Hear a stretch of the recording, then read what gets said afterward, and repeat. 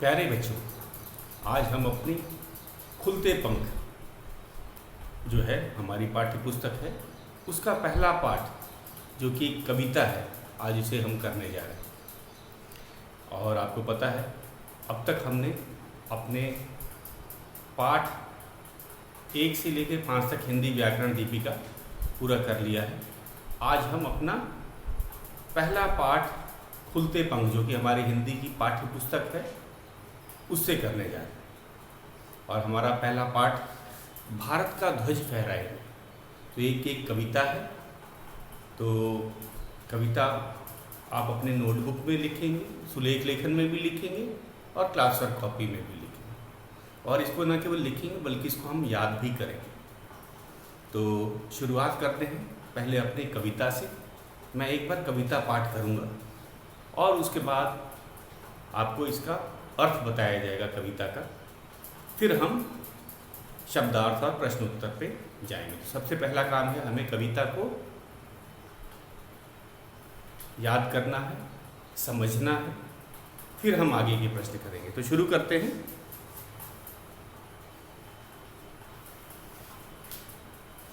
हमारी कविता। तो ये कविता है बच्चों की अभिलाषा के बारे में। बच्चे क्या चाहते हैं, किसके लिए? अब हमारे देश के लिए वे कुछ करना चाहते हैं, क्योंकि बड़े तो सब करते ही हैं। बच्चे भी चाहते हैं कि वे अपने देश के लिए कुछ काम करें, भारत माता के लिए कुछ काम करें। तो वे बच्चे निडर हैं, साहसी हैं तथा उनकी क्या क्या अभिलाषा है इस कविता में कवि ने बताया। तो शुरू करते हैं कविता पाठ। बच्चे कह रहे हैं, हम नन्हे नन्हे बच्चे हैं, नादान उम्र के कच्चे हैं, हम अपने धुन के सच्चे हैं, जननी की जय जय गाएंगे, भारत का ध्वज फहराएंगे। तो बच्चे देश के लिए, भारत माता के लिए अपनी जो अभिलाषा है वो व्यक्त कर रहे हैं। हम साथ साथ एक कविता भी लिखते जाते हैं और आपको भी कविता नोट करनी है, न केवल सुलेख लेखन में बल्कि आपको हमारी जो क्लास वर्क नोटबुक है उसमें भी लिखना है और याद करना है। तो हम शुरू करते हैं, कविता लिखते भी जाते हैं साथ में। हम नन्हे नन्हे बच्चे,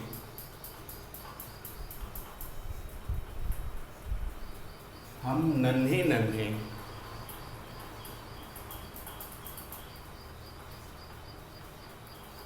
हम नन्हे नन्हे बच्चे हैं। नन्हे का अर्थ आपको पता है, छोटे। हम नन्हे नन्हे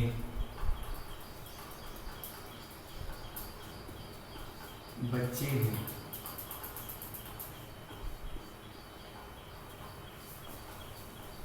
अल्प विराम है कविता में। यहाँ जहाँ रुका जाता है वहाँ पर अल्प विराम दिया है। आगे चलते हैं। नादान उम्र के कच्चे, नादान उम्र के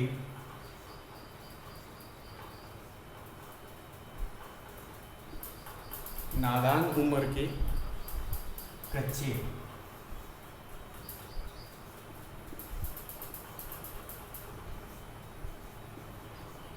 आपने किया है कि कविता, अच्छी कविता में जो लय भी मिलता है, बच्चे हैं, कच्चे हैं, पर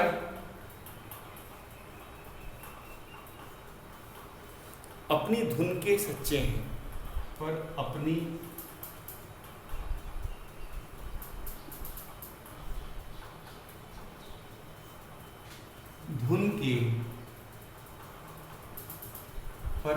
धुन के सच्चे हैं।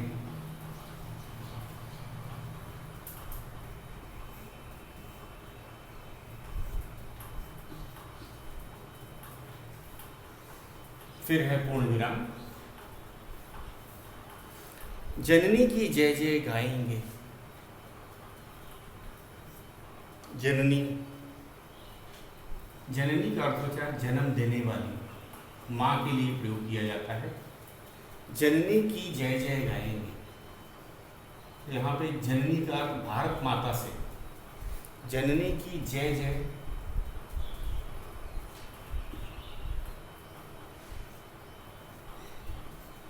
जननी की जय जय गाएंगे।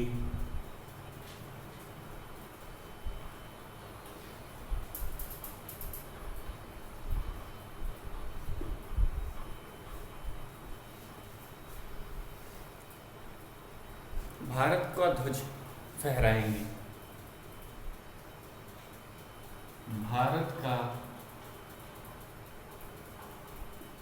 ध्वज, भारत का ध्वज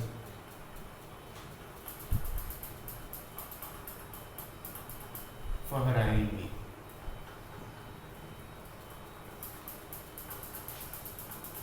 पूर्ण विराम। तो बच्चों, ये है हमारी कविता और हम एक बार इसको देख लेते हैं। तो इसमें कविता में जो बच्चे हैं वो देश के लिए कुछ करना चाहते हैं, उनकी क्या अभिलाषा है उन्होंने बताया है। हम नन्हे नन्हे बच्चे, तो बच्चे कह रहे हैं कि हम ज़्यादा बड़े तो नहीं हैं लेकिन क्या है, और बच्चों को लोग कहते हैं कि वे समझदार नहीं होते, नादान उम्र के कच्चे। कच्चे का अर्थ होता है कि वे सोच समझ नहीं सकते उतना अच्छा तरह जैसे बड़े सोचते हैं। तो यही बताया है कि कहने के लिए तो हम नन्हे नन्हे बच्चे हैं, और जो हमारे उम्र में लोग हमें परिपक्व नहीं मानते हैं, हमें समझदार नहीं मानते हैं, हमें बड़ों की तुलना में बुद्धिमान नहीं कहा जाता है, या शारीरिक रूप से भी हम लोग कमज़ोर होते हैं, लेकिन पर हम अपनी धुन की सच्ची। लेकिन जो हमने ठान ली है, हमारे उम्र पे मत जाइए, हमारे शारीरिक बल पे मत जाइए, लेकिन हम जो ठान लेते हैं वे ईमानदारी से पूरा करते हैं, पर हम अपने धुन के सच्चे। मतलब एक बार हमने ठान लिया तो काम ईमानदारी से, सच्चाई से हम पूरा करने का प्रयास करते हैं या करते हैं। जननी की जय जय गाएंगे, भारत का ध्वज फहराएंगे। तो यहाँ पे जननी का अर्थ है भारत माता से। जननी का शाब्दिक अर्थ होता है जन्म देने वाली, माँ के लिए जननी का प्रयोग किया जाता है, लेकिन यहाँ पे भारत माँ की बात की गई है। तो वे कह रहे हैं कि हम भारत की जो है, भारत माँ की जो है वह, हम उनकी विशेषता, उनके लिए उनका बड़ान गुणगान हम करेंगे। हम अपने देश का गुणगान हमेशा करेंगे, और भारत का ध्वज जो है, तिरंगा की बात की गई है, उसको फहराएंगे, मतलब उसका मान हमेशा रखेंगे। चित्र में भी आप देख रहे हो बच्चों ने तिरंगा पकड़ रखा है और उसको फहरा रहे हैं। तो यहाँ तिरंगा का अर्थ है कि भारत का मान, प्रतिष्ठा बनाए रखेंगे हमेशा के लिए। तो ये था हमारा कविता। इसका आपको नोट भी करते जाना है साथ साथ, फिर हम आगे चलते हैं। और एक कविता लिखी है सोहनलाल द्विवेदी जी ने। कवि कौन होता है? जो कविता लिखता है। तो इस कविता के कवि हैं सोहनलाल द्विवेदी। तो शुरू करते हैं हम आगे का। अपना पथ कभी न छोड़ेंगे। तो मैं मिटा देता हूँ, जगह कम है। एक बार फिर से दोहरा लेते हैं हम लोग, खासकर जो बच्चे नोट कर रहे हैं। कुछ बच्चों के पास बुक नहीं है, जैसे बताया गया है मुझे। हम नन्हे नन्हे बच्चे हैं, नादान उम्र के कच्चे हैं, पर अपनी धुन के सच्चे हैं। जननी की जय जय गाएंगे, भारत का ध्वज फहराएंगे।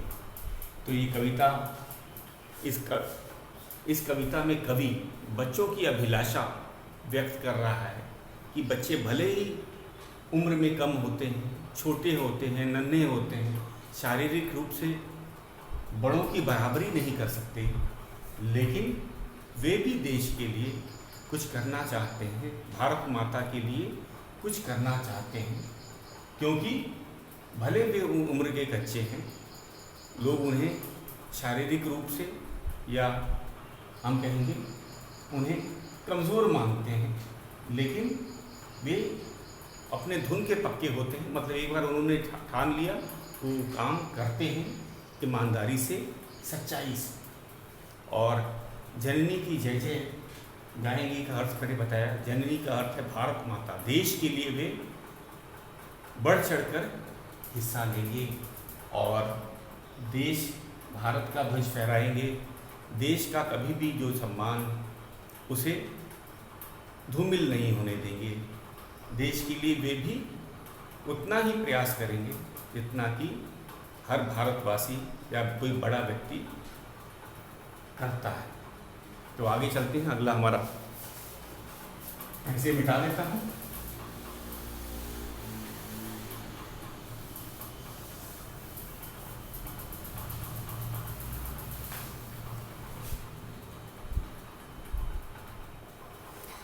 अपना पथ कभी न छोड़ेंगे। अपना पथ का अर्थ होता है रास्ता। पथ मतलब रास्ता। अपना पथ कभी न छोड़ेंगे।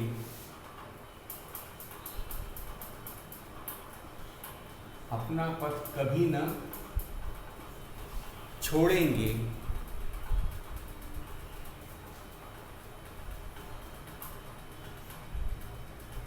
यहाँ किस पथ की बात की गई है? सच्चाई की, ईमानदारी का, परिश्रम का।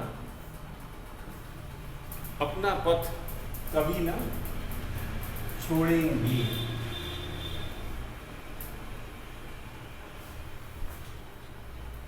अपना प्रण कभी ना तोड़ेंगे। प्रण का अर्थ होता है प्रतिज्ञा। अपना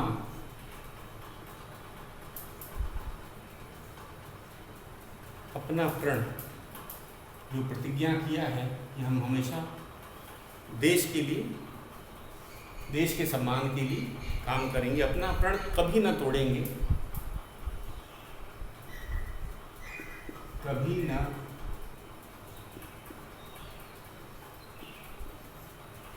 तोड़ेंगे।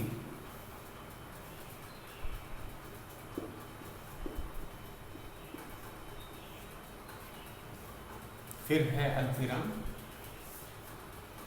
हिम्मत से नाता जोड़ेंगे। हिम्मत से नाता, हिम्मत से नाता जोड़ेंगे। पहले लिख लीजिए, बाद में मैं इसका आपको भावार्थ बताता हूँ। और पूर्ण विराम। हिम्मत से नाता जोड़ेंगे, हम हिमगिरी पर चढ़ जाएंगे। हम हिमगिरी, हिम का अर्थ होता है बर्फ और गिरी का अर्थ होता है पर्वत या पहाड़। तो उस पहाड़ की बात की गई है जो बर्फ से ढका रहता है, या हम हिमालय भी कह सकते हैं। हम हिमगिरी पर चढ़ जाएंगे।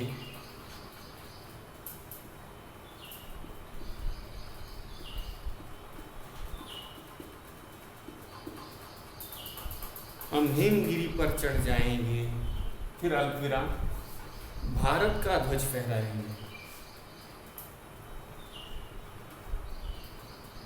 भारत का ध्वज फहराएंगे।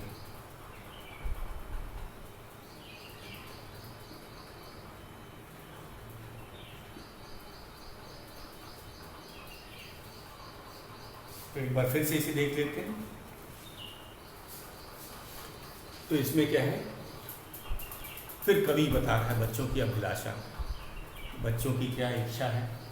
हम पथ कभी न छोड़ेंगे, अपना पथ कभी न छोड़ेंगे। किस पथ की बात की गई थी? वही सच्चाई, ईमानदारी और परिश्रम की। बच्चे कहते हैं कि हम अपना जो रास्ता है कभी नहीं छोड़ेंगे। किस रास्ते की बात की गई है यहाँ पे? सच्चाई, ईमानदारी और परिश्रम। कि हम लगातार देश के लिए अपना प्रयास जारी रखेंगे और अपना प्रण कभी ना तोड़ेंगे। जो हमने वादा किया है, जो हमने प्रतिज्ञा की है कि देश का नाम सदा ऊंचा रखेंगे, देश के लिए हमारा भी योगदान रहेगा। ये जो प्रण है, ये जो बच्चे प्रण किए हैं, ये हम कभी न तोड़ेंगे, क्योंकि हमारा इरादा पक्का है और हमारा जो प्रतिज्ञा है, जो हमने प्रण किया है, हम भले बच्चे हैं, भले आपको लगे कि हमारी उम्र कम है, लेकिन हमारा जो प्रण है वो पक्का है। हम उसे कभी भी नहीं तोड़ेंगे, अपनी प्रतिज्ञा कभी नहीं तोड़ेंगे। अर्थात देश के लिए हम भी प्रयास करेंगे, हिम्मत से नाता जोड़ेंगे। हम हिम्मती हैं। कोई ये ना सोचे कि बच्चे कमज़ोर होते हैं, नादान होते हैं, उतने समझदार नहीं होते, तो ऐसी बात नहीं है। हिम्मत के मामले में हम काफ़ी हिम्मती हैं और देश के लिए कुछ भी कर जाएंगे। जैसे उन्होंने कहा कि ये मत सोचना हम ऊंचे से ऊंचे पहाड़ जो कि बर्फ़ से ढके रहते हैं, हिमगिरी का अर्थ होता है बर्फ़ से ढके पहाड़, हम लोग बर्फ़ से ढके पहाड़ पे भी चल जाएंगे। यहाँ पे पहाड़ का अर्थ है मुश्किल से मुश्किल काम भी हम कर जाएंगे। तो कोई ये ना जाने कि शारीरिक रूप से कमज़ोर और नन्हे बच्चे क्या करते हैं, ऐसी बात नहीं है। हम ज़रूरत पड़ने पर पहाड़ जितना, कहते हैं पहाड़ चढ़ना जो बहुत काफ़ी मुश्किल काम होता है, और वो ऐसा पहाड़ जिस पे बर्फ़ जमी हो, जो कि बर्फ़ से ढका हो। हिमगिरी का अर्थ होता है वह पहाड़ जो बर्फ़ से ढका हो। पहाड़ चढ़ना तो ऐसे ही मुश्किल होता है, और ऊपर से अगर वो बर्फ़ से ढका पहाड़ हो तो उस पर चढ़ना और मुश्किल हो जाता है।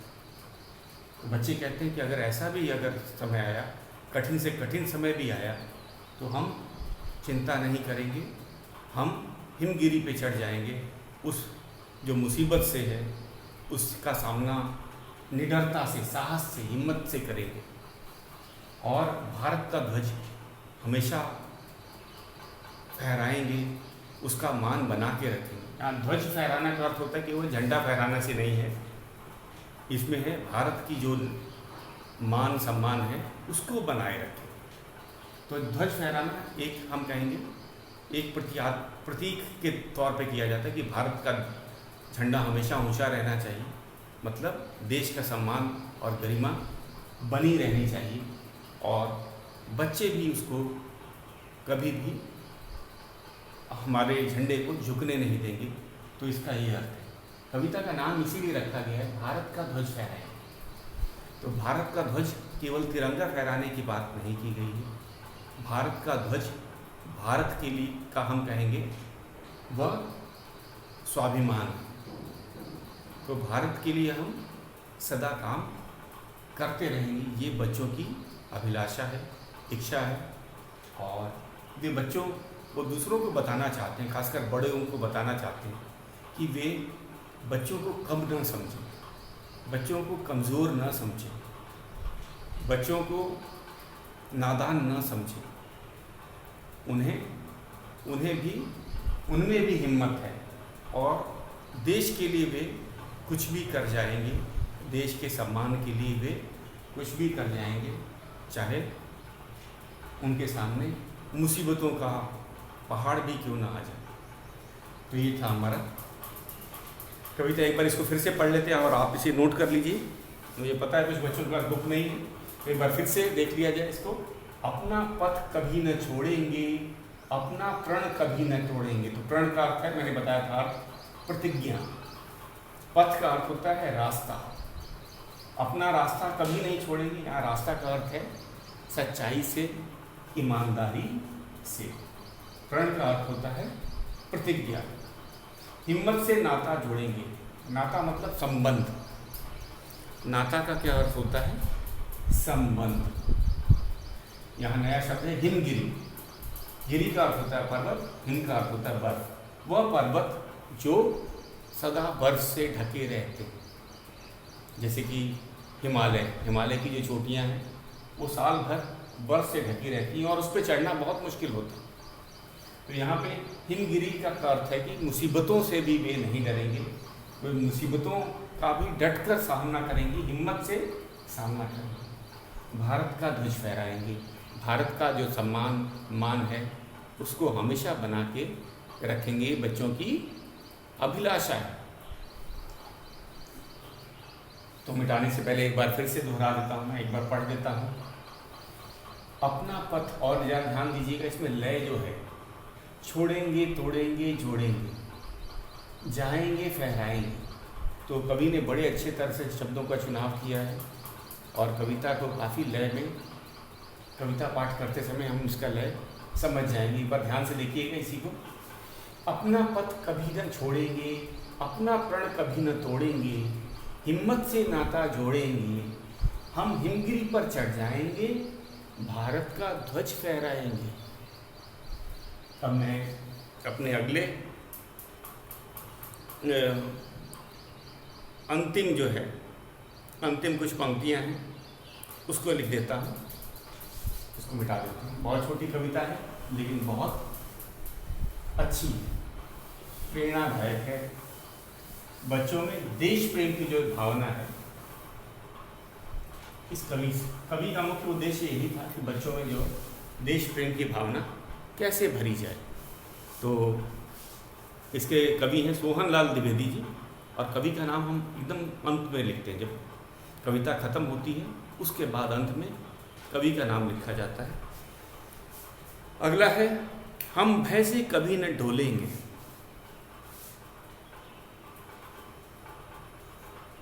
हम भय से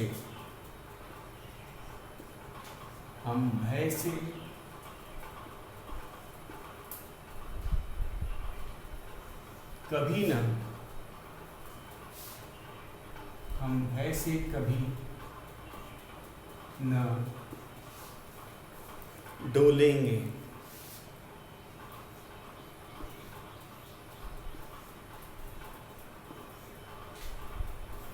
भय से कभी न डोलेंगे। भय का अर्थ होता है डर, डोलना मतलब घबरा जाना। अपनी ताकत को तोलेंगे,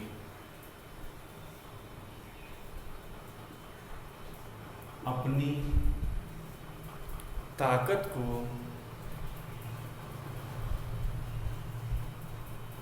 अपनी ताकत को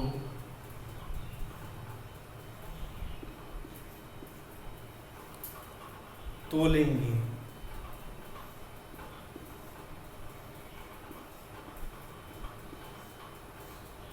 अपनी ताकत को तोलेंगे, अल्पविराम,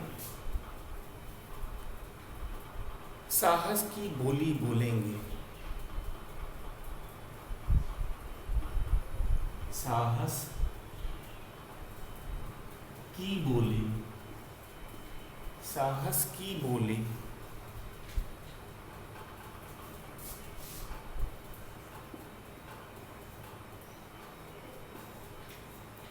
साहस की बोली बोलेंगे,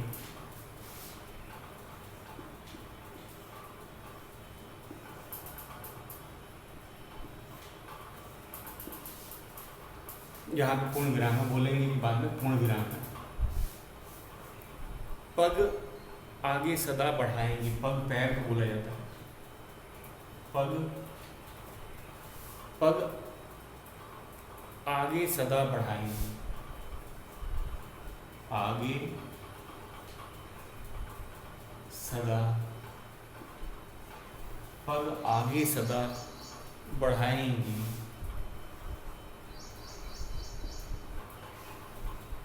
बढ़ाएंगे,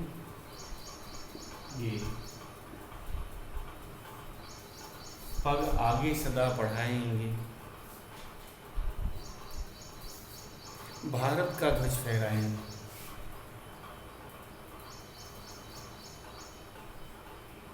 भारत का ध्वज फहराएंगे,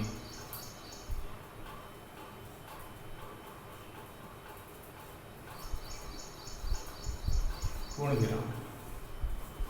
और अंत में जैसे मैंने आपको बताया था कवि का नाम लिखा जाता है सोहनलाल द्विवेदी। कवि का नाम है सोहनलाल द्विवेदी।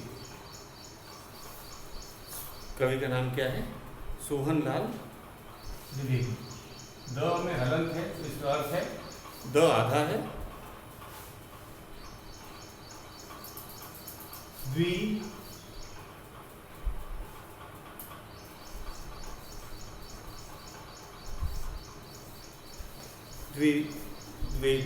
द्विवेदी, सोहनलाल द्विवेदी।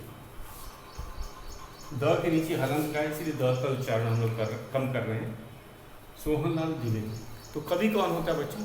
जो कविता लिखता है, कविता की रचना करता है। तो इस बच्चे नहीं है तो कवि है। कवि का नाम है सोहनलाल द्विवेदी। तो कवि क्या कह रहे हैं? बच्चों की जो भावनाएं हैं वो बताना चाह रहे हैं। कवि क्या कह रहे हैं? जो बच्चों की भावनाएं हैं उनको वे बताना चाहते हैं कि बच्चे क्या सोचते हैं। तो इसमें एक बार इसको कर लेते हैं। हम भय से कभी न डोलेंगे, हम भय से कभी न डोलेंगे। बच्चे कह रहे हैं कि ये मत सोचना कि हम छोटे हैं तो डर जाएंगे, ऐसी बात नहीं है। हम कभी भी डरेंगे नहीं, हम हमेशा निडर बने रहेंगे और अपनी ताकत को तोलेंगे। हमें अपनी ताकत पे पूरा भरोसा है। हम कभी भी शत्रु के आगे, मुसीबत के आगे डरेंगे नहीं, बल्कि उसका पूरा सामना करेंगे। साहस की बोली बोलेंगे। अब डर का कैसे मुकाबला करेंगे? साहस से। हम कभी डरेंगे नहीं, हम साहस से उस डर का मुकाबला करेंगे। पग आगे सदा बढ़ाएंगे। यहाँ पग का अर्थ होता है पैर। तो ये नहीं कि हम डर के पीछे भाग जाएंगे, ऐसी बात नहीं। हम डरपोक नहीं, हम बहादुर हैं, हम वीर हैं। हम हमेशा आगे ही बढ़ेंगे, चाहे लाख मुसीबत आ जाए, चाहे कितनी भी बड़ी समस्या आ जाए, हम कभी भी पीछे नहीं मुड़ेंगे। कहते हैं कि जो पीछे पैर उठा लेता है वो कायर होता है, और जो निडर होता है वो अपने पैर हमेशा आगे बढ़ाता जाता है। तो यही बच्चे कह रहे हैं कि पग आगे सदा बढ़ाएंगे। हम अपने पैर जो है कभी भी पीछे नहीं खींचेंगे। मुसीबत से टकराने के लिए, उसका सामना करने के लिए हम आगे बढ़ते जाएंगे।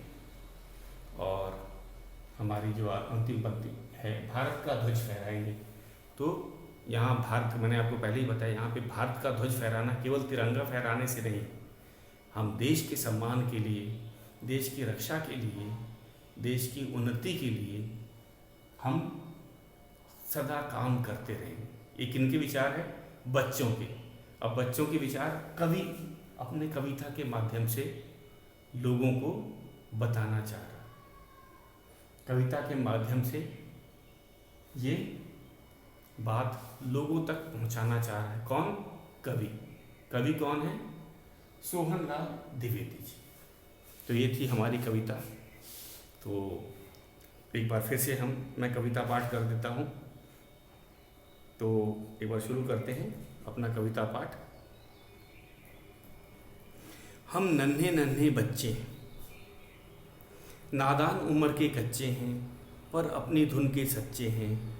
जननी की जय जय गाएंगे, भारत का ध्वज फहराएंगे। अपना पथ कभी न छोड़ेंगे, अपना प्रण कभी न तोड़ेंगे। हिम्मत से नाता जोड़ेंगे, हम हिमगिरी पर चढ़ जाएंगे। भारत का ध्वज फहराएंगे। हम भय से कभी न डोलेंगे, अपनी ताकत को तोलेंगे। साहस की बोली बोलेंगे, पग आगे सदा बढ़ाएंगे। भारत का ध्वज फहराएंगे। तो बच्चों, ये थी कविता। कवि के नाम है, कवि का नाम है सोहनलाल द्विवेदी। तो आज का गृह कार्य नोट कर लो। इस पूरी कविता को आपको सुलेख लेखन में भी लिखना है और हमारी हिंदी की जो क्लास वर्क नोटबुक है उसमें भी लिखना है और याद करना है। आज का बहुत आसान काम है, छोटी सी कविता है, उसको लिखना है और याद भी करना। शेष हम कल करेंगे। आज के लिए बस इतना ही।